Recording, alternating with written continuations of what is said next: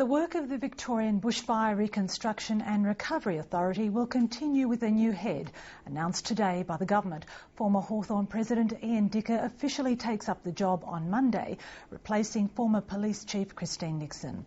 This week there was a special debate in Parliament on the recommendations of the Bushfires Royal Commission.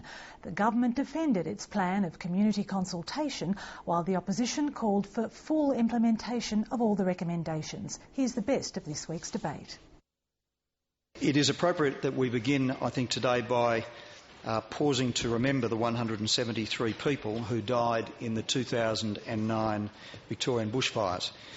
These bushfires were Australia's worst natural disaster, a human tragedy that left a scar on our landscape, our community, our history, and I think in so many ways on each and every one of us. This government was told to prepare this state for bushfires and emergencies. It did not do so. It was told again after Black Saturday. It still has not done so. It is a government of weak leadership that has failed its responsibility. There are certain recommendations which are more far-reaching in their implications for people, for communities and for our state. And these recommendations, I think, are well known to the House, covering issues such as retreat and resettlement options, community refuges, personal shelters, putting power lines underground. They are the subject, I think it's fair to say from just the meetings I've been at in the last week, they are the subject of very strong views in the community, and I believe that they require a respectful, a considered and a cautious response. Speaker, what these consultations are and really is a mechanism for the government to buy time, a mechanism for the government to actively undermine the recommendations by exaggerating and misleading Victorians over the cost and impact of some of the Commission's recommendations. Speaker, I say again, this is the time to find ways to implement these recommendations, not search for excuses not to. Speaker, Victorians are tired of the failure of leadership, the endless talk and spin that goes nowhere. Over the last 18 months, one comment has been repeated over and over again. We've heard it all before and nothing gets done.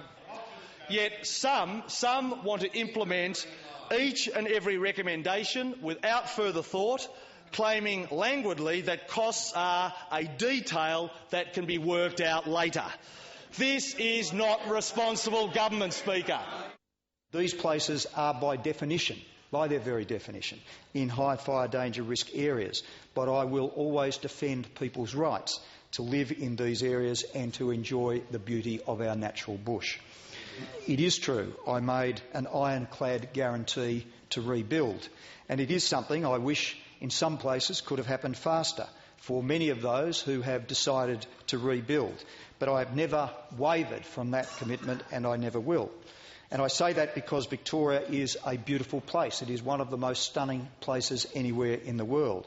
And we have hundreds of thousands of Victorians who choose to live in our bush and in areas that are close to our beautiful state and national parks. Speaker, we have reached an important turning point in our state.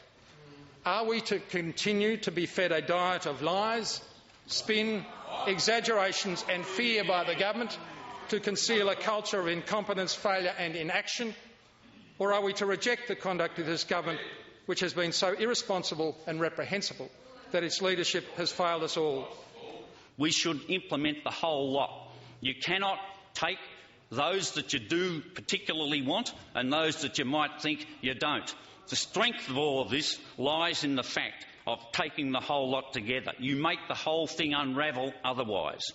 This is a seminal moment in the history of Victoria, and I urge the government to get on with it.